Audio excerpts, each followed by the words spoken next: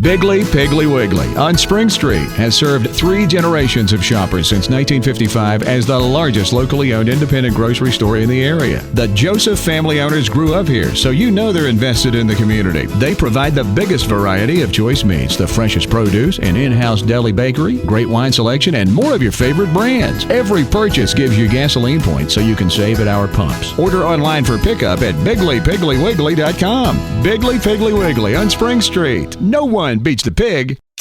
The opinions expressed on Scoop Squad Truth Pod are those of the hosts and the guests and not those of WVRC Media. The Scoop Squad Truth Pod, copyright 2024. Scoop Squad Truth Squad, LLC. You're listening to the Scoop Squad Truth Pod. I never know what I'm going to say, but I am your host, Ashley Switzer, and you're listening to the only Charleston, West Virginia podcast that matters. And we are coming up on, I think this is the 92nd episode. I believe it is. We're real close to 100. We're just inching ever closer. 8 more, I think, right? I think so. 92 plus 8 is 100. I went to Kanawha County Schools, so yeah, I think you're right.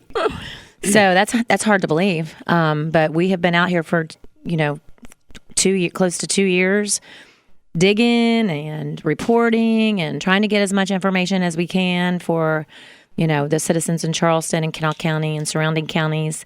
Have broke a couple of huge stories that have resulted in some big changes in City Hall, and some stories that have affected positively counties like Calhoun County and Lincoln County, and we've just had some positive impact, and we're super proud of that, and we're just going to keep going. That's all we can do. And we're scooping information here tonight, but we're also scooping some popcorn. It's homemade popcorn. Yeah, we gave up on ice cream.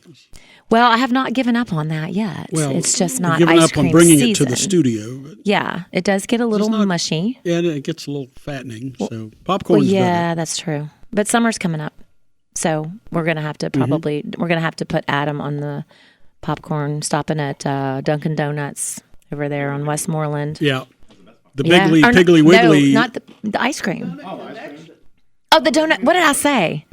I think you said Donut Connection, sorry, on Westmoreland. They are the ones with the Bigley ice cream. Piggly Wiggly has a pretty good ice cream selection, but also a great bakery selection. So, yeah. And everything there's kind of fresh. And Bigley Piggly is one of our sponsors. That's right, over on Spring Street. We love everything they have.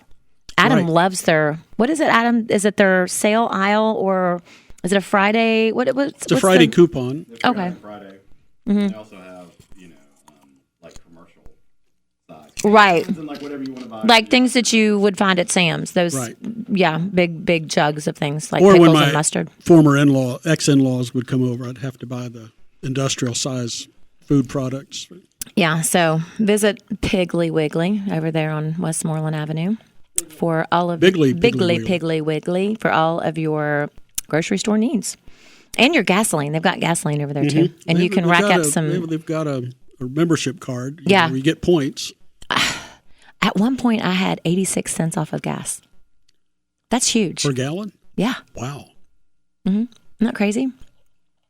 That's how much I spend in groceries. Well, you got like 12 kids, so no wonder. So many children and grandchildren. Now they're having grandkids. Mm-hmm. Hey, so tonight we are broadening a little bit. We're going outside the city, outside the county to the Senate race. And we have with us the state Senate race. The state Senate race. Here in Kanawha County. That's right. Sorry. I'm still. We don't want you to think we're getting the I'm big not, guns. No. Joe Manchin's not coming here. Now, don't ever say never. Well, but not tonight. Not tonight. But we do have a current House of Delegate member with us tonight, and his name is Chris Pritt. We also have Beth Kearns in the studio, Adam Knopf in the studio. Beth Kearns is current city council person who took over Adam Knopf's council seat when he decided not to run again. And they both live in the district that Chris Pritt is currently representing in the House of Delegates. So thanks for coming. Absolutely. It's great to be back with you. Yeah. You were on here, a year or so ago? Maybe that a little sounds longer. About right. Mm-hmm. So first of all, before we dig into the future, let's talk about what's going on right now at the State House. And last time, I think we talked about a few bills that you had that you were pushing. I can't remember because I didn't go back and listen to that. But do you still have those particular bills? Did those pass last session? I mean, what's new with you and what's going on? Well, one of the things I've been doing this session is, and certainly it's very difficult to get any kind of bill through the legislature. As it should be. As it should right? be, absolutely. Mm-hmm. That's a part of our checks and balances, and that should be the way it is. It should be a deliberative process, and it shouldn't be easy to get anything through. Right. One of the things I've been doing this session is trying to help out as much as I can for what I consider to be some very, very important bills. And we have passed two in particular that I think are just really, really fantastic. You want to mention those? Yes. One of those bills deals with obscenity. And it's a little controversial to some people, not necessarily me, but to some people.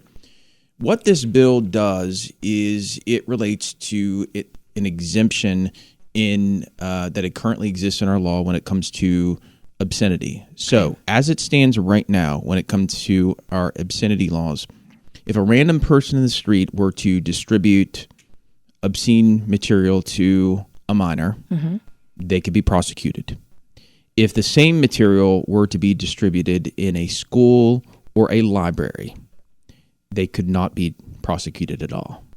And so this bill to some people is very controversial. To me, it's just common sense. What's the pushback? Why is it so controversial to some?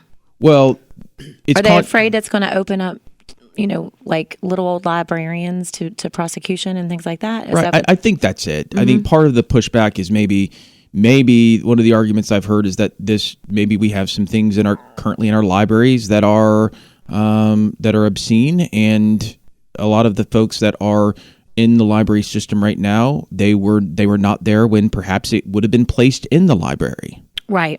So do we have a way of dealing with that? Or? I think the way to deal with it is to get the folks that are in our schools, in our libraries, to work on finding this material and getting it out of our libraries and getting it out of our schools. Yeah.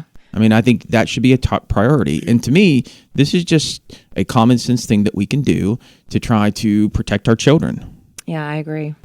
Did you have something to say, Beth? Okay, sorry. I thought I saw you over there. Let's see here. I'm looking through some of my texts, and I wanted to ask you about a word in this bill that was a little confusing to me. So if you'll give me just a minute, why don't you tell us about the other bill that you said there were two? Two, yes, that was one. And the other one relates to what is known as E-Verify. So right now, the infrastructure is set up for any business who is wanting to check the immigration status of anybody to log into a database, and it's very, very simple to use. Would this just for any applicant or current employee? Or? Yeah, just any employer. They can go into this federal database. It's very easy to use, and they can check for the immigration status of any potential employees. So there have been several states that have passed legislation that would require their businesses to, if they're going to be hiring somebody on, that they simply check the immigration status of any potential employees. West Virginia, if this bill passes the Senate and is signed by the governor, would become, I believe, the sixth or the seventh state. I think there might be 6 already. Okay, around maybe 6 or 7. In terms of passing legislation that would require this. And to me, it's something that's very, very simple to do. So there's no federal process currently to check immigration status of applicants. There's no federal requirement imposed by the federal government. So this would be a requirement. It would. And using the federal databases. Exactly. All of the infrastructure is already there. So this would make West Virginia one of the several states that would do this. Would Texas or California be one of the current ones, you think? I mean, I would think Texas would be, and Florida.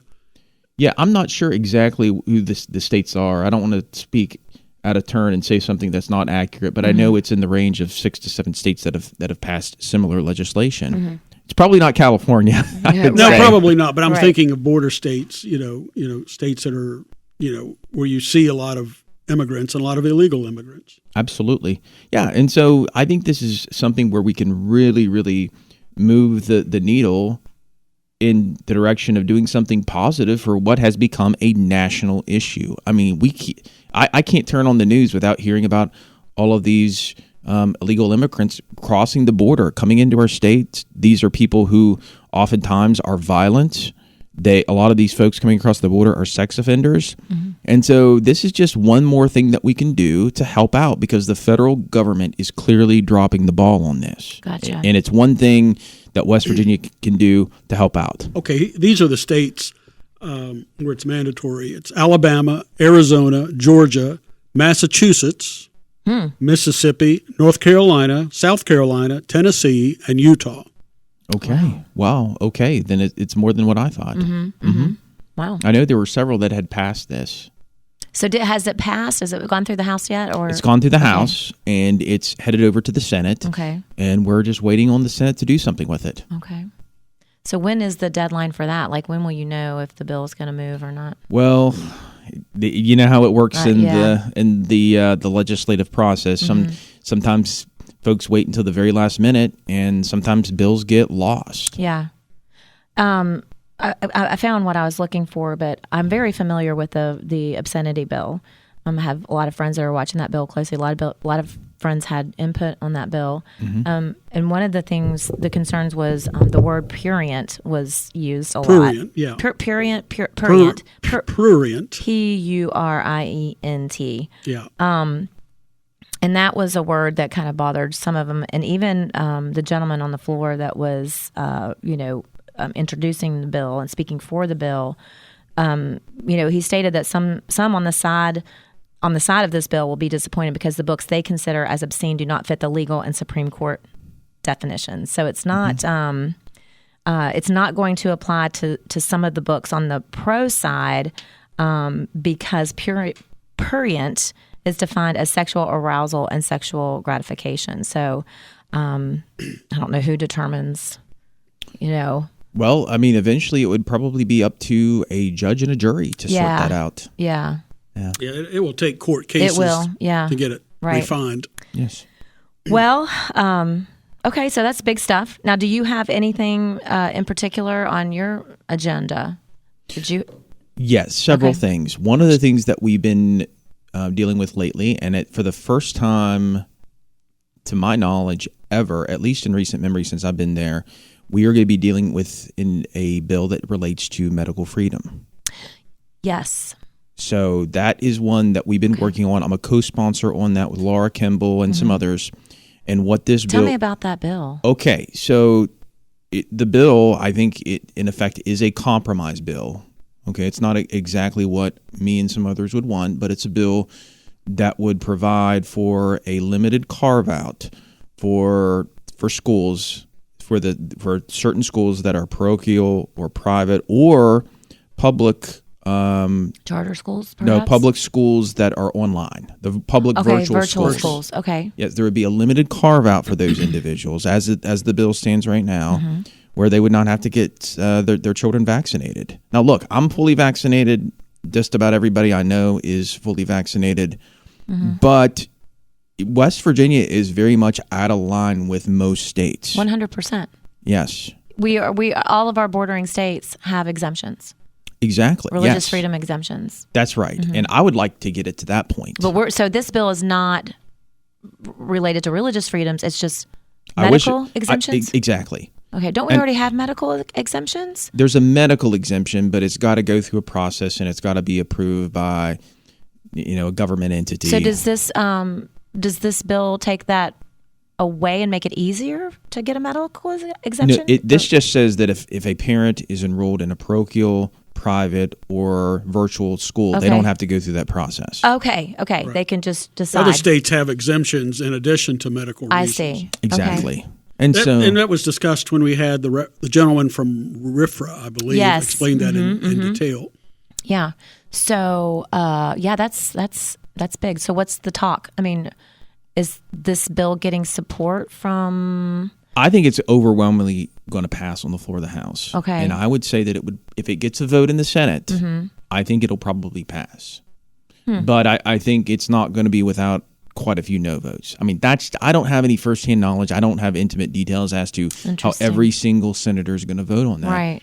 But I think there's probably a majority. But the overwhelming the House supports it overwhelmingly? I think so. Well, it has not gone to the floor yet. Okay. Which is it in?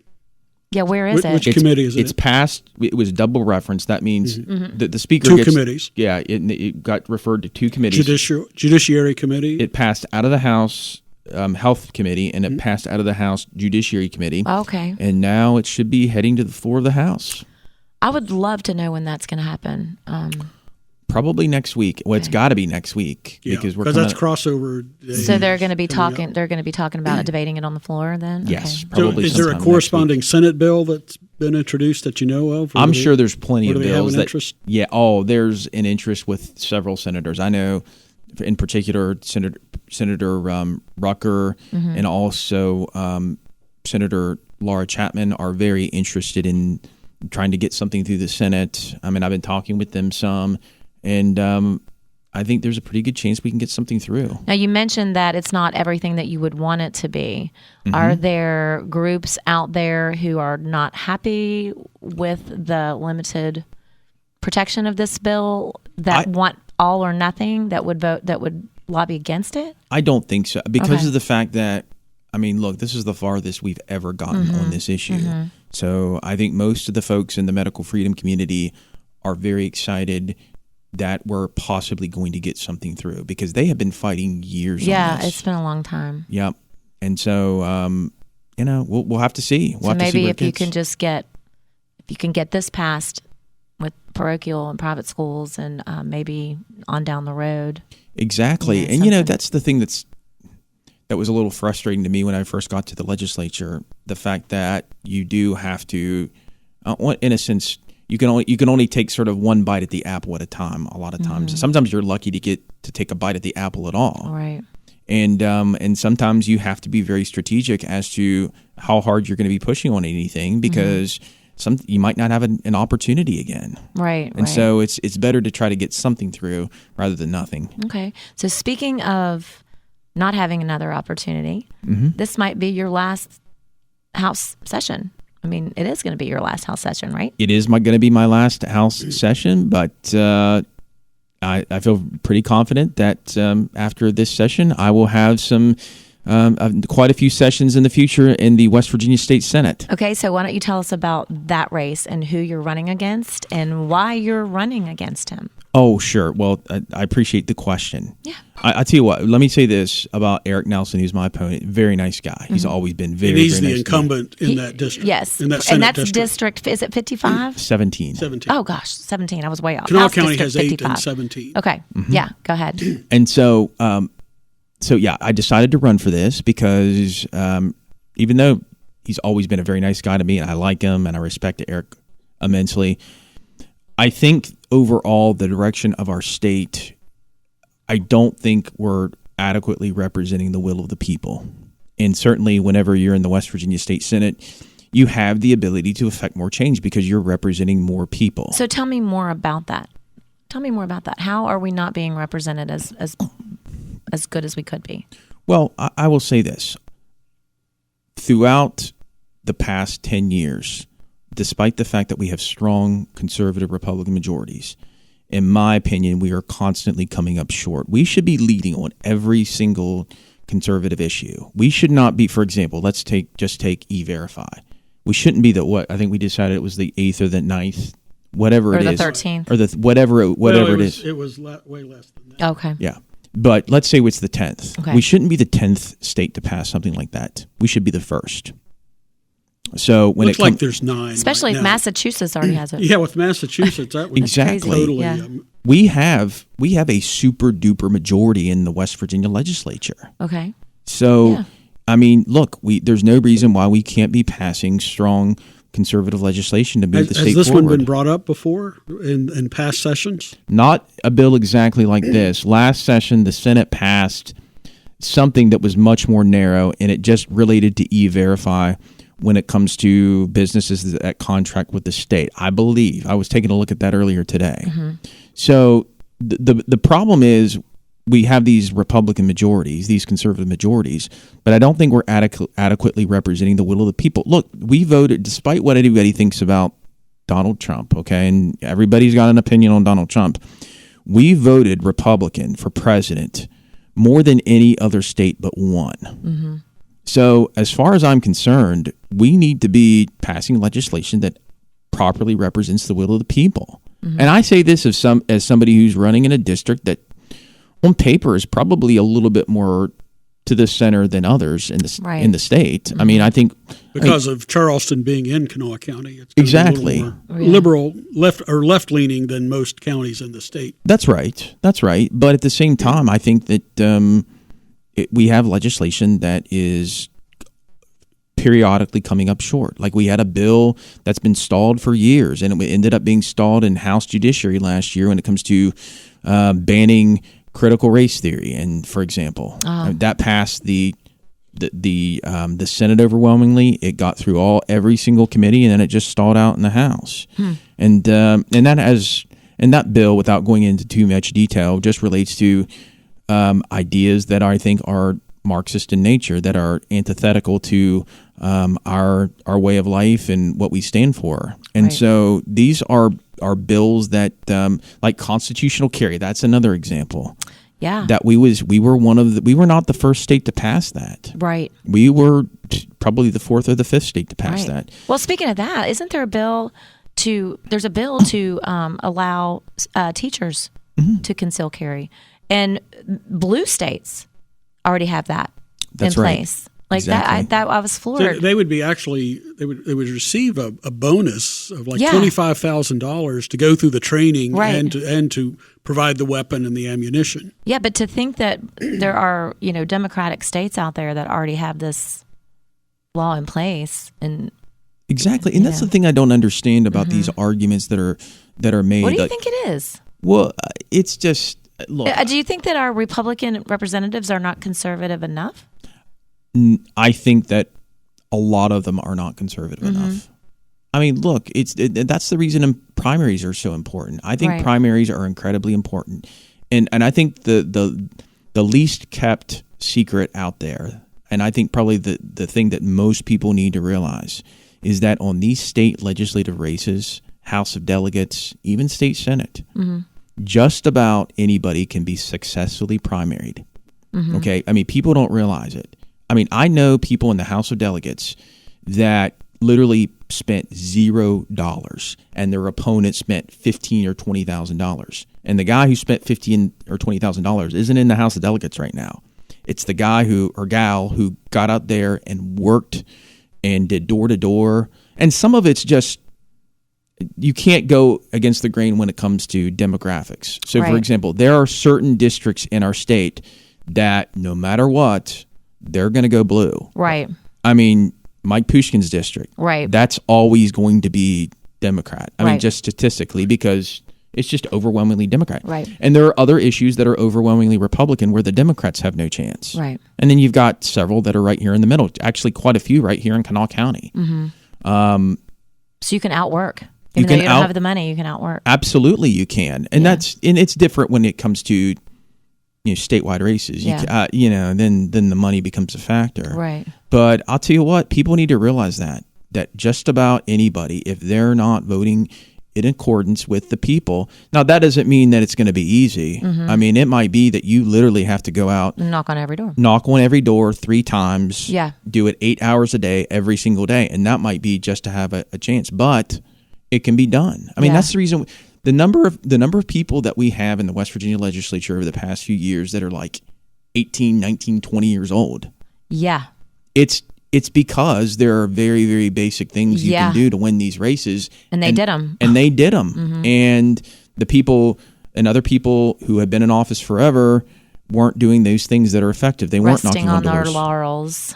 Yeah. That's right. So. Well, that's re-energizing to me. It's like, no, I think people need to know that. Yeah, I really do. And it's just encouraging. It's not. You have to go out there and work. Yeah, I mean, work ethic is a big part of it. I mean, it's the biggest part. What did you do before you were in the House of Delegates? Were you on any boards or committees, or tell us a little bit more about Chris Pritt. Sure. Well, my wife and I have had our law practice since January of 2007. Okay. We spent a year working for We other don't people. we don't get to hear about her very much. You're a little more on Yeah. the forefront, but she's running for office too. She is, yes. She's running for family court judge. That's awesome. And Yes. who is she running against? Do you mind telling Lyra me? Van Meter. Okay. Is your wife from Charleston or? No, I actually met her in law school. I'm from West Virginia, but she is from Buffalo, New York. Oh, cool. Well, I think half of Buffalo's in West Virginia because I went to school with a lot of and have worked with people from Buffalo. They seem to like it here. Oh, yeah. But a lot of them, I think, were Carbide kids. Well, it's interesting. Culturally, Western New York is, in some respects, is very, very different or it's very, very similar to West Virginia. It's kind of industrial. Yeah, and even if you go to Western New York, like when I met Kelly, I was surprised by her accent. She didn't have what I thought was your conventional New York accent. Out there, the accent around Buffalo is very similar to other Great Lakes, like for example, like Michigan. Michigan, And Wisconsin. Oh, that's interesting. Yeah, it's a very, very Western New York has a very, very distinct accent, and of course, and just like most of one of the things I found, because I've been in Kanawha County for 18 years now, but one of the things I noticed when I moved here is that people said soda, and everywhere else I've lived in West Virginia, they say pop. Yeah. And so, That's but funny. but in Western New York they say pop, just like West Virginia, Yeah. or most of West Virginia. I've never said soda or pop. You haven't. I call it its brand name. Like if it's Well, Coke when I or was growing Sprite. up, we just said Coke. Whatever Yeah, it was. whatever it was, you called it called Coke. It was like a generic term like Kleenex. That's funny. So we're probably ready for a break. Yeah, we are. So I want to thank you for coming on. I want to give you 30 seconds and tell me why we should vote for Chris Pritt. Absolutely. Well, thank you so much again for having me on here. You're It's welcome. been a real pleasure. I appreciate coming on here and talking with you guys. Well, look, my number one priority is moving West Virginia in a direction that's more consistent with the will of the people. I think that time and time again, we are not passing legislation that is consistent with the will of the people. I think there are numerous examples of this. I think that moving forward, if we can get the right folks in there, we can push the needle, push us in a more conservative direction and a more pro-growth, liberty-minded direction as well. Because it's not just, I think my views are a combination of liberty, the Constitution, and conservatism. That's how I would define my governing philosophy. And when you bring all those things together, I think that's a good roadmap for making West Virginia the best we can be. Excellent. And I can give him an endorsement because this guy really rocks a beard. And if you look around, all the guys in this You room guys all are have rocking beards. a beard. You are. And so they all need to go to Eggplant on Bridge Road and get their beard conditioner Right, from Jack Black. from Jack Black. Is that right? I use Yes. Jack Black for my hair, face. Elisa Payne shaving. and Eggplant is a sponsor of ours. It's and not the she- Jack Black that's in the movies. It's Right. it's a brand. She carries and it's Jack Black brand. It'll make products you for look men. 10 years younger. You Is gotta it check right out. there in the shops there Bridge on Road Bridge Shops? on Bridge Yeah. Road. I'll And have to go check it out. tell her the Scoop Squad sent you. She loves hearing that. She won't give you a discount, but she'll. No, but she'll be like, Woo! She'll keep sponsoring us because she's one of our sponsors. Hey, thanks for coming in and good luck Absolutely. in your race. Okay, all right, thanks. Hey, you guys, stick with us. I'm going to get another scoop of popcorn and then we're going to come back with Scoop 2 of the Scoop Squad Truth Pod. We'll be back. The Scoop Squad Truth Pod would like to thank our sponsors.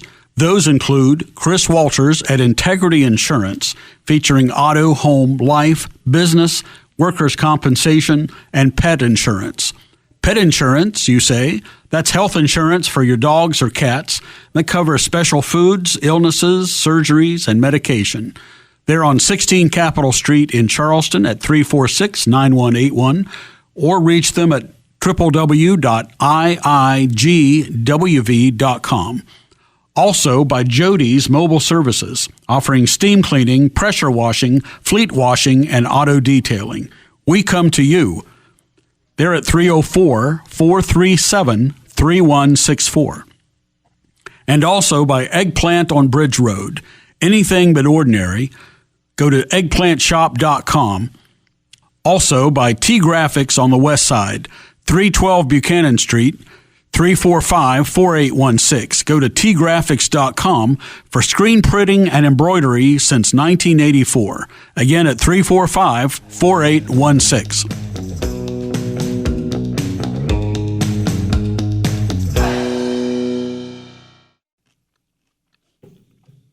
And And you're back with a second scoop, and I'm having a second scoop of popcorn.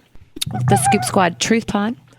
Hashtag the only Charleston, West Virginia podcast that matters. And that's because we bring you all the information. We bring you the information that you're not going to get from the paper, that you're not going to get from the local news stations. And Adam, you just said last night after City Council that, I mean, none of what happened, the controversial things that happened that Beth is going to tell us about in a little bit, was reported by the local media. Paper? Oh, it wasn't, and I mean, it will be. I mean, we've been doing this with the entire, Goodwood administration. I mean, I think that's maybe her primary criticism is that people just don't know what's going on, and that's right. The media's not covering. But you can go look at our live feed. I did the Scoop Squad live feed. So I'm not as good as Ashley at that for sure. But I mean, it was a long meeting. But at the end of the meeting, you're going to run up and you're going to see, the mayor's press person, Tina Stinson, run up and start talking to members of the media. And I'm sure that she said, this is when the press release is going to come out. And, probably this is what you're going to print. And that's going to be coming. It. Yeah. See ya. Yeah. So in a 2-hour meeting, which, I mean, just all kinds of fireworks. And I mean, just unbelievable things. So you didn't try to approach the mayor and ask her a question with a pen in your hand? Well, I'd have to wait 15 minutes. Oh, that's right. Because that's a new rule. To go back. But I mean, the thing with the media table was brought up. By Councilman, and I'm sure that Beth will want to talk about that. Right.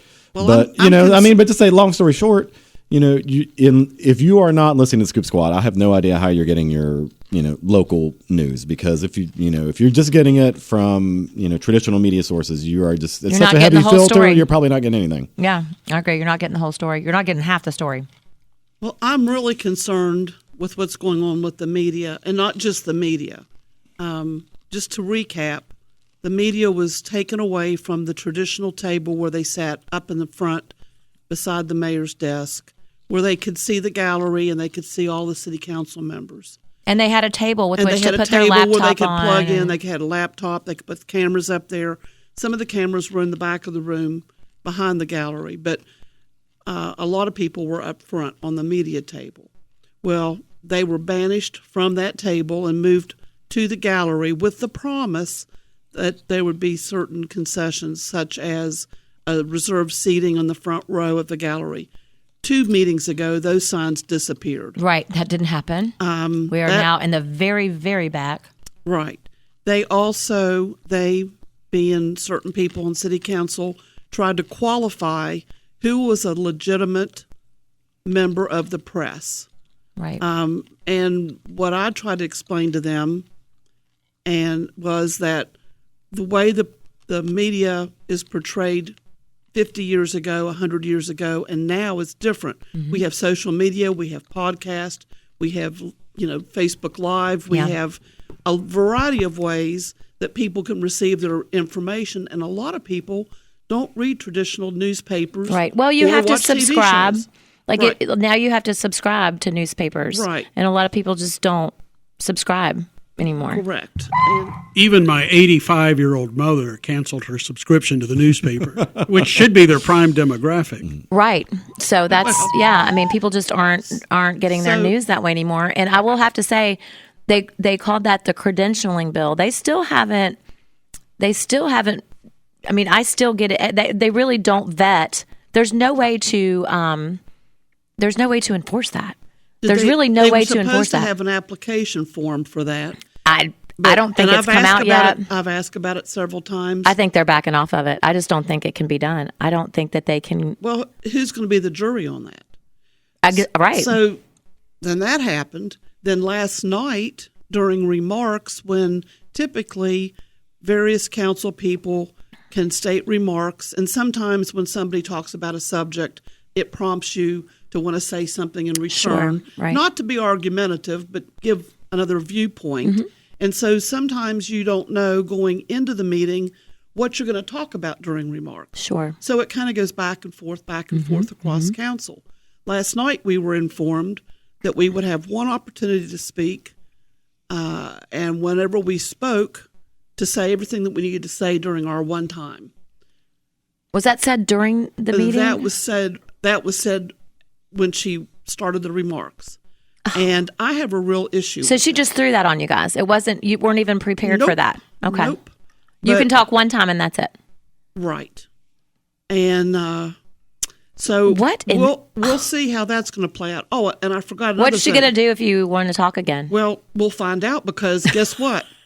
I won't shut up. But I forgot another important thing.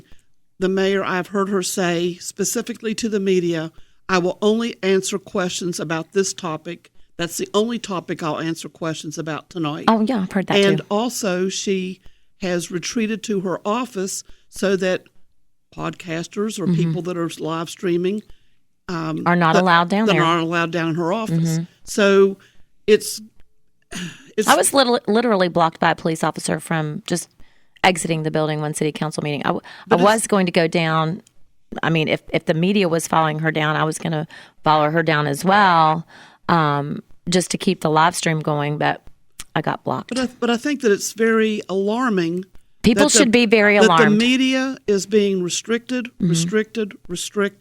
and now it looks like there's no free press. Are going to be. There's no free press in Charleston, West Virginia. There's no free press. And when I walked out of that meeting, when I walked out of the city council meeting last night, after what the mayor said, about city council members can only speak one during remarks. I mean, I was floored. I've been associated with council for probably 20 years now. It doesn't seem like it, but I have been, and I've never even heard of any limitations like that. And certainly, somebody's going to say something.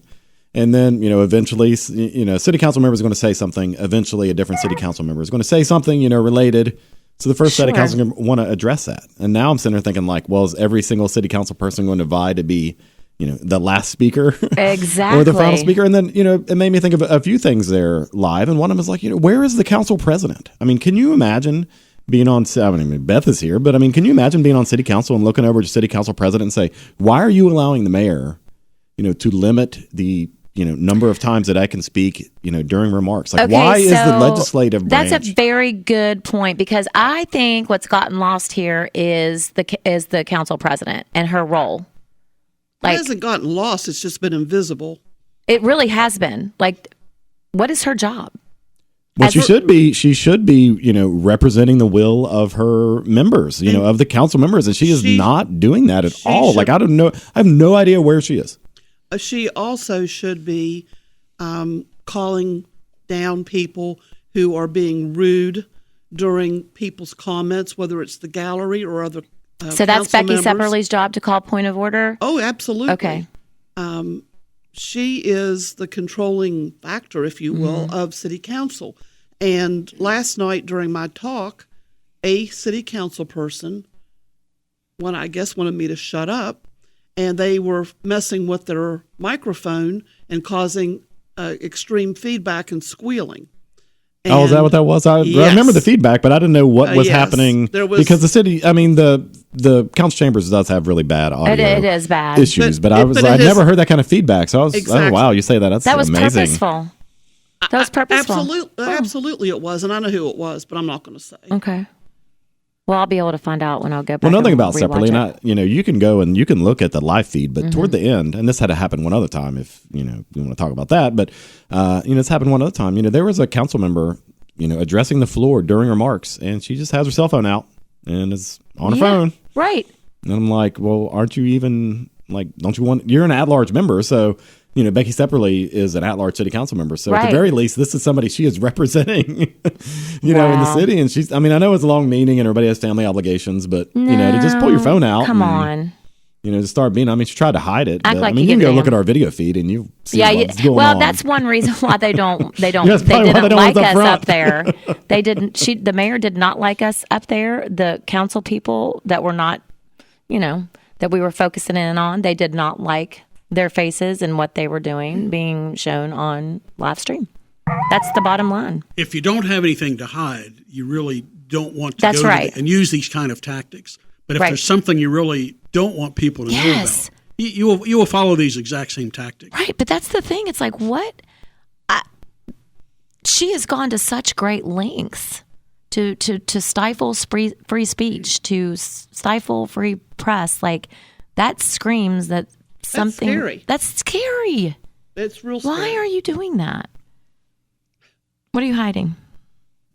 Anyway. Well, it happened one other time. The city council member, was on his phone. This was during public comments. So, members of the public, yes, were coming in and, yes, in order, in my mind, I think city council members should always pay special attention to that because, your average person, it must mean a lot to your average person, especially if this person's not, affiliated with government or if this person, is it's not a big some kind deal. of, has a nonprofit job. I mean, like literally, if you're just a random citizen coming in to complain to address about council, yes, please, it's a huge deal. Council members, listen, because this person's taking time out of their day. They could be with their family or they could be working. And, you got a council member just on his phone and just completely disregarding, but the you know what? comments. Attitude reflects leadership. And Miss Mayor Goodwin does the same thing. Well, I think that there's a strong disconnect in the fact that for some reason, a lot of city council members don't really want to listen to what the constituents are saying. That's clear. And then the other thing, too, is I wish that there was resolution when somebody comes in to speak and they have a bona fide complaint. I wish that after the council meeting that there was a summary email sent out from everybody to everybody about what it was, the follow-up, and then what was done, so that we all know that it was taken care of. Yeah, yeah. And there's a big disconnect there. Yeah. And if one person has a question or a problem, chances are somebody else in the city has got a similar problem, and so you want to know how it was resolved, sure, and how quickly it was resolved. And sometimes things are a trend.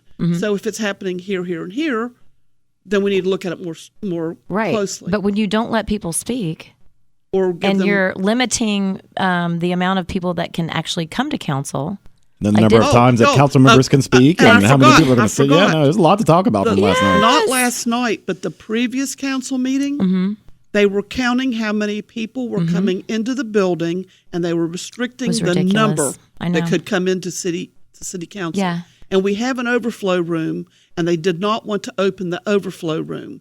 And they were citing a fire hazard. Exactly. So that building has more than 75 people in it during the workday. So it's just we were able to get it open, but we had to. I will credit Chelsea Steelhammer and Joe Solomon for talking to the fire.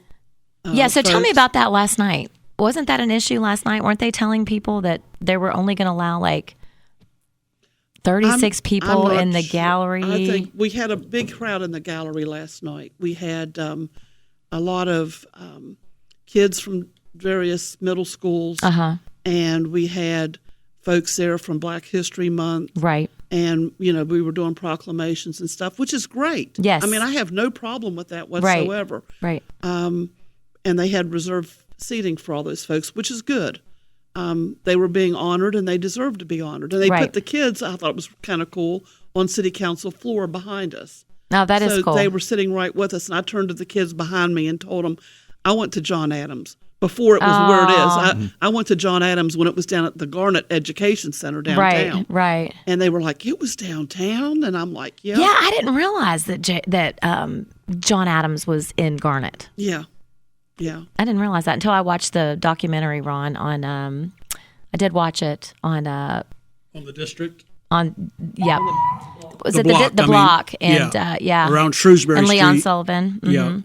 Which is fascinating. So that's where I learned that. Well, I want to say one thing about the John Adams students, and I'm glad they came. But when and the mayor did have special seating for them, but I mean it was standing room only at this point. But one of the things I thought was very interesting about the John Adams Student Council that was there was the things that the mayor talked about and wanted those students to do. She set up an advisory board called the Youth Council for this on the previous term. Yes, and they were active, and they did quite a few number of things. Yes. And then it was right after the election, haven't heard from them again. And you can go to the city's webpage and everything from the youth councils from 2021, 2022. And as far as I know, that whole program has been inactive? Dropped. Well, and so now the mayor's brought in all these kids from John Adams, and I hope they can do the things that the mayor kind of addressed them to do. Yeah. In terms of bullying and making everyone feel included, and they had a lot of things that were on there doing. I'm like, well, why haven't we been doing that the past 3 years with the Youth Advisory Council? Right. Well, I mean, they're not getting a very good example about bullying. Exactly. Coming to a city council meeting. Yeah. It's like the pot calling the kettle black, Yeah, she says a lot of things when she's up there that just infuriate me. I will say that last night I had a friend attend that had never been to a city council meeting, and at the last one I had 4 friends attend that had never been. And all 5 of those individuals shook their head and said they had never seen anything like it in their lives. Like, this is nuts. And I said, I had told them before, I said, be prepared. Hold on to your seat because it's strange. Yeah. And one woman is actually a council person from Nitro. Yeah, I talked to her. She was like, man, you can have Charleston. Yeah, y'all were supposed to go out to dinner, and she's like, Ed, no, I'm tired. Oh, no, they said that wore them out. I'm getting out of Charleston. Yeah. Hey, we're going to take a break, and we're going to come back because Sue Barazi, who is part of the Muslim community that has shown up at council several council meetings in a row to call for a ceasefire, she posted something on her Facebook that I would like to read when we get back, and then we'll just talk more about it. So we will be right back for the third scoop. The Scoop Squad Truth Pod would like to thank our sponsors. Those include Chris Walters at Integrity Insurance, featuring auto, home, life, business, workers' compensation, and pet insurance. Pet insurance, you say? That's health insurance for your dogs or cats that covers special foods, illnesses, surgeries, and medication. They're on 16 Capitol Street in Charleston at 346-9181, or reach them at www.iigwv.com. Also by Jody's Mobile Services, offering steam cleaning, pressure washing, fleet washing, and auto detailing. We come to you. They're at 304-437-3164. And also by Eggplant on Bridge Road. Anything but ordinary. Go to eggplantshop.com.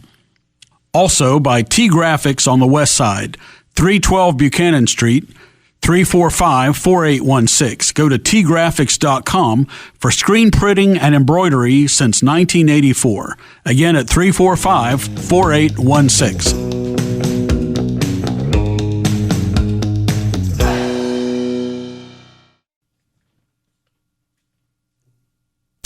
And you're listening to the Scoop Squad Truth Pod, and we are back with our third scoop. What is the date today, y'all?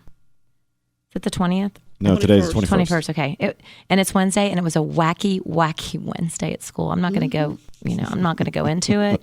I had a day too. Oh, it was a day in preschool.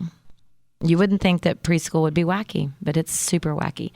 Okay, so I was going to read a post by Sue Barazi, but I'm going to save that.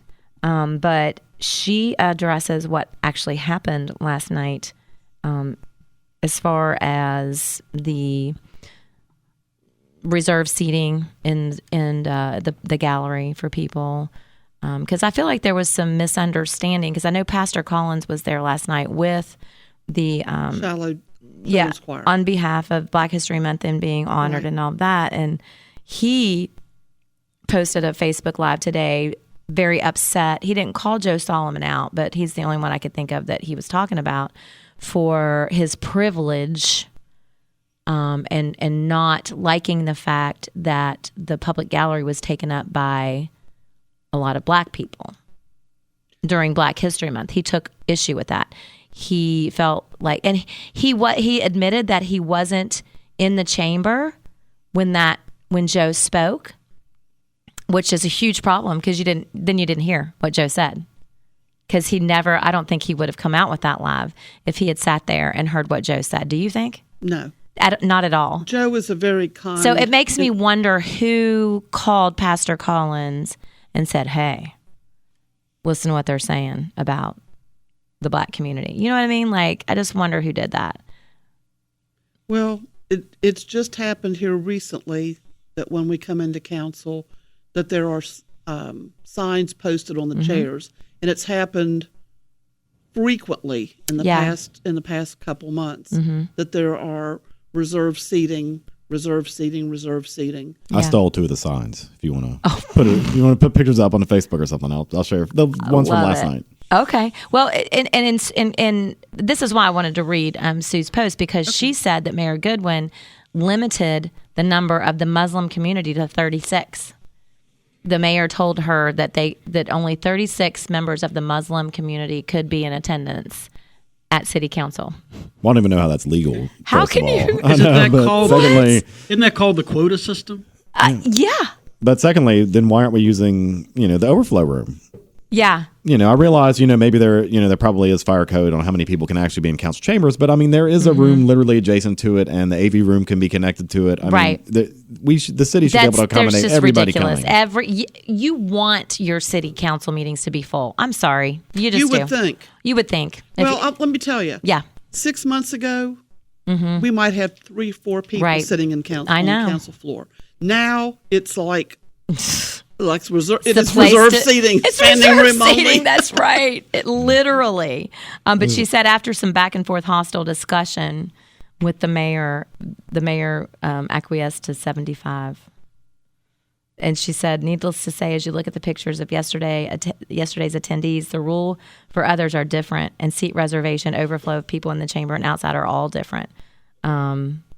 She said, it's nice to know that discrimination and prejudice against immigrants and Muslims are alive and well at Charleston City Hall. Thank you, Mayor Goodwin, for keeping your promise. All are welcome in Charleston. But I guess she meant it to be not in my council chamber. Come to Charleston, but you're not allowed to come to council, was the message. Well, yeah, I mean, I think that's a valid criticism of what the mayor is currently doing. But I mean, also, what about City Council President Becky Sepperly? Why is she allowing her council chambers, to be divvied up? And as far as I know, there's no application process for who's being reserved for what, or, you don't have to say how many people you're expecting or anything. I mean, it just basically the administration's just out there blocking out, for whoever she wants. And that's as far ridiculous. as I know, Becky Sepperly is not questioning it or, advising her council members on. I'm sure Beth But can tell here's me the if I was thing. wrong on that. I don't think it's legal. And so if you're going to go to city council, just rip off the reserve signs. I mean, they mean nothing. That's just what I would say. Well, I understand, like for the kids. I get that. Yes. Yes. I get that. And the ones that were being honored last night were invited only there. Guests, but they were invited guests, and but they it's were becoming only there for a short it's period. becoming an every meeting thing. Oh, I know. Where she's reserving, she's blocking off seats. I know. Yeah, on purpose.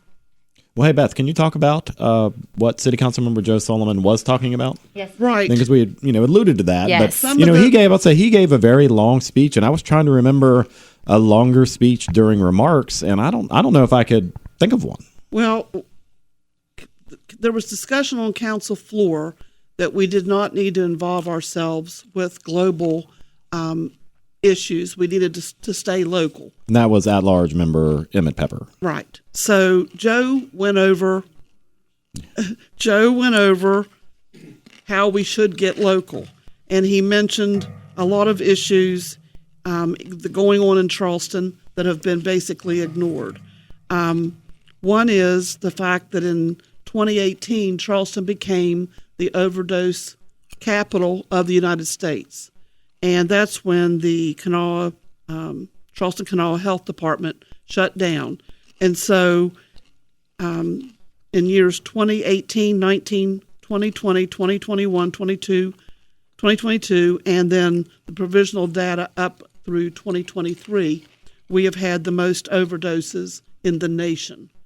And so for 6 years, we have done nothing to help stop that or help rectify that problem.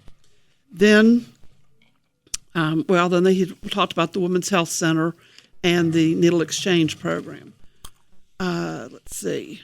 Then, in February 2023, we created a health advisory board, and they were to create a community health action plan, and they were supposed to let City Council know what was needed.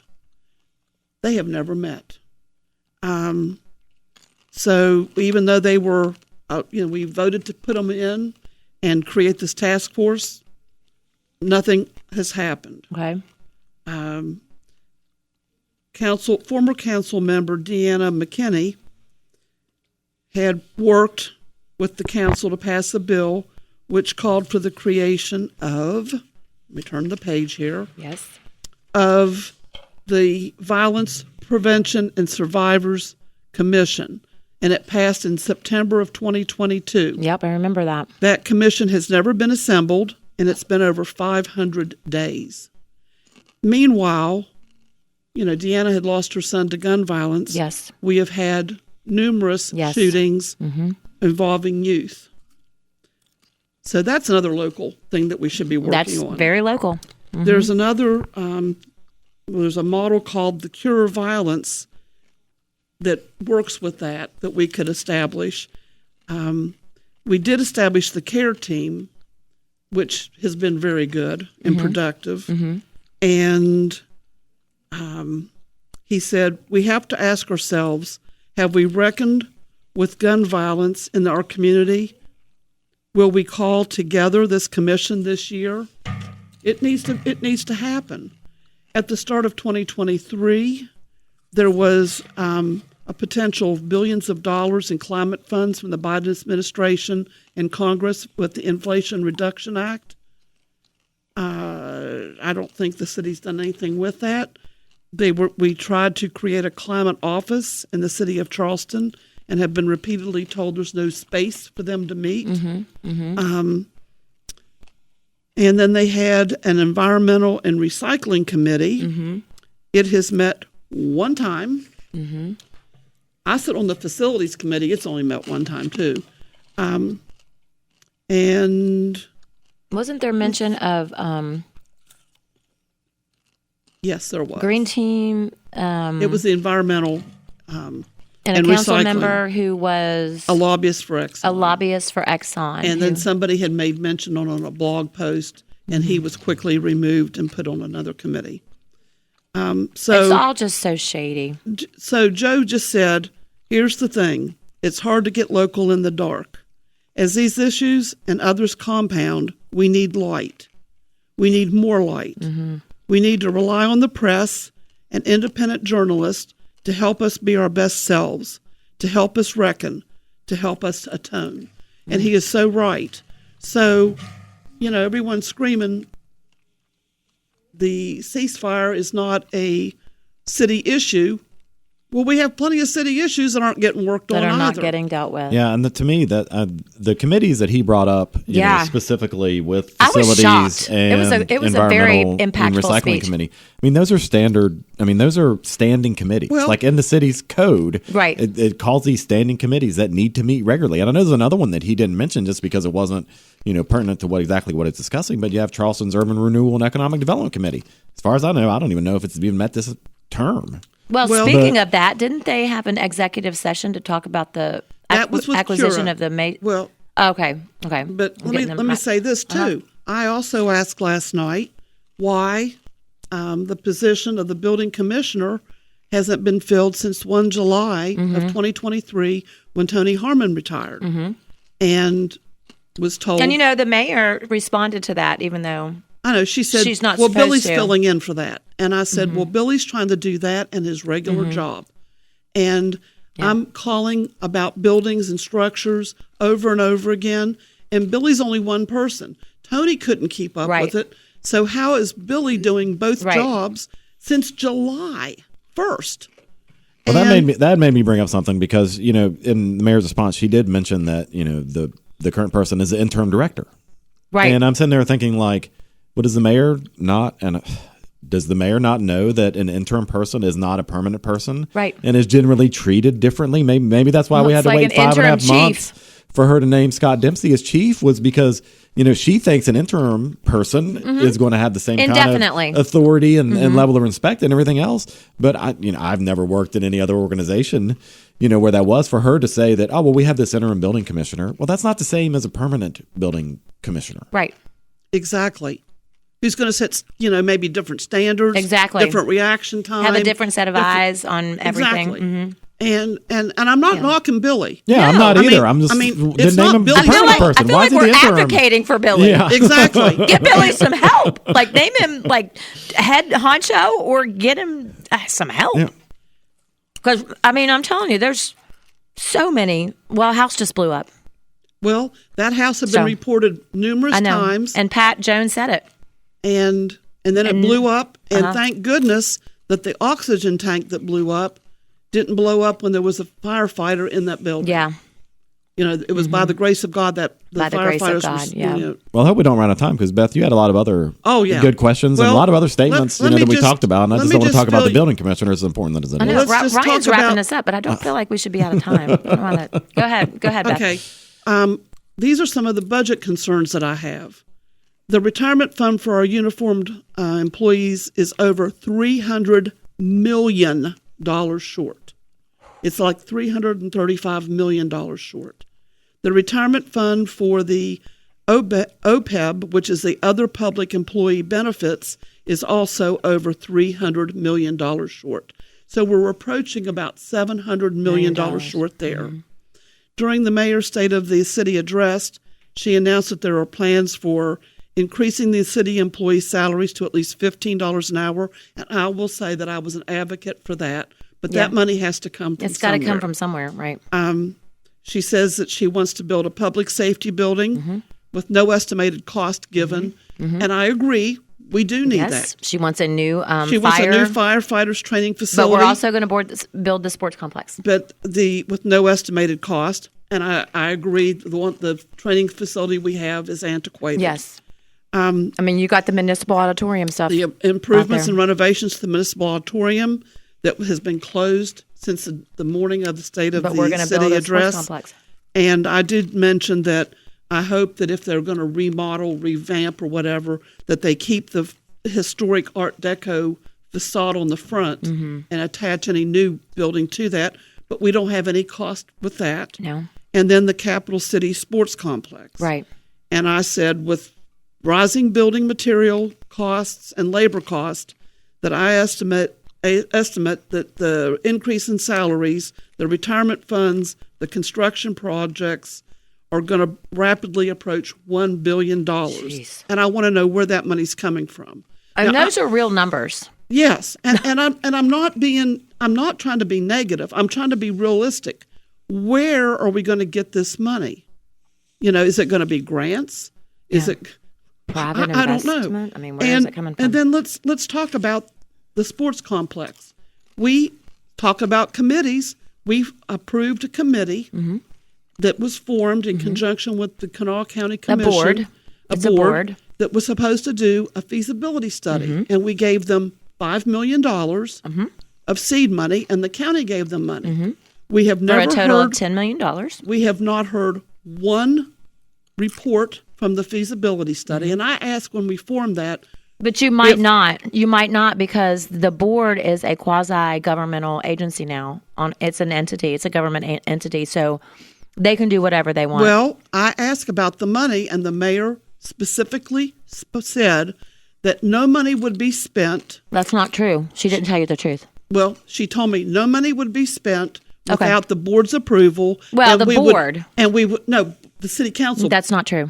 And then That's why I voted no on that. That's not true. That is not true. If the city were to give money in excess of $20,000 to this starting now, you would get the vote on it. City council would get the vote on it. But if they want to go spend the money they already have, they can go do whatever they want to do. That's why she created that board. Yeah, so they're not answerable to anyone. They are their own little government entity, and they don't have to come to you. And then she also stated that they would not move forward with doing anything with the sports complex until it was voted on by city council. Again, not true. And so let me just go on the record today.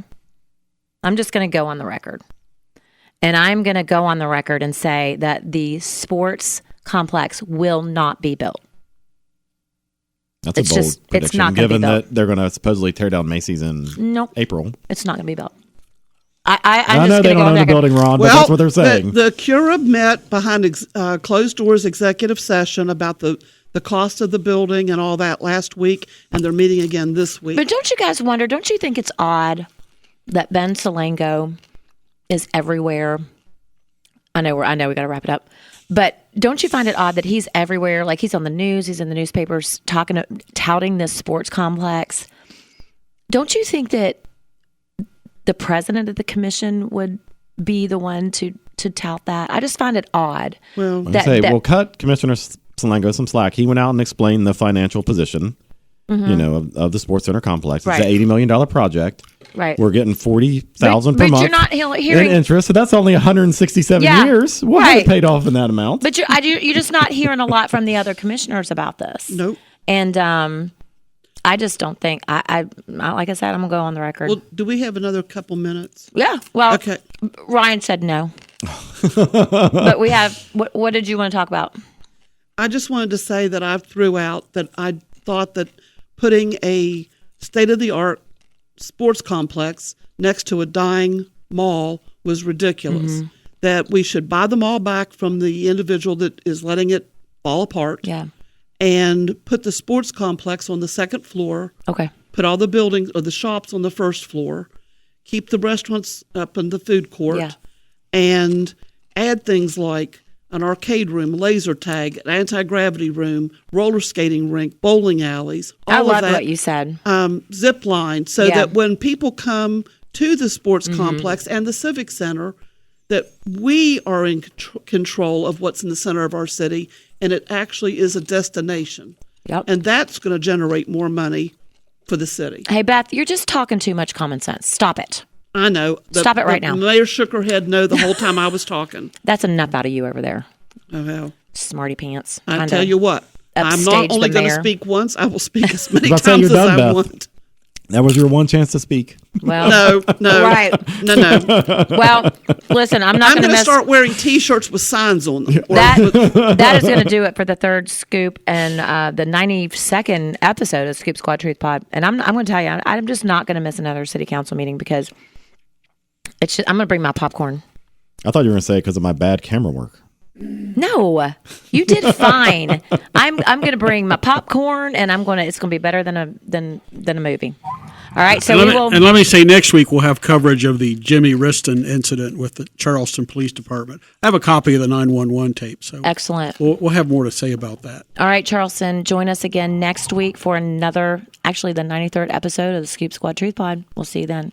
Bye.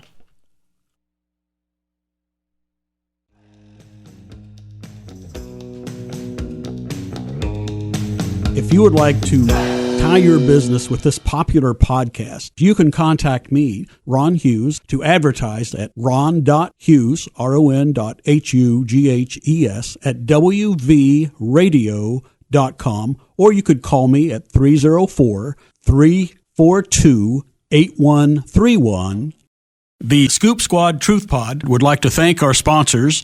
Those include Chris Walters at Integrity Insurance, featuring auto, home, life, business, workers' compensation, and pet insurance. Pet insurance, you say? That's health insurance for your dogs or cats that covers special foods, illnesses, surgeries, and medication. They're on 16 Capitol Street in Charleston at 346-9181, or reach them at www.iigwv.com. Also by Jody's Mobile Services, offering steam cleaning, pressure washing, fleet washing, and auto detailing. We come to you. They're at 304-437-3164. And also by Eggplant on Bridge Road. Anything but ordinary. Go to eggplantshop.com. Also by T-Graphics on the west side, 312 Buchanan Street, 345-4816. Go to tgraphics.com for screen printing and embroidery since 1984. Again at 345-4816. Rebroadcast, retransmission, or transcription is not permissible without the expressed approval of Scoop Squad Truth Pod. Copyright 2024.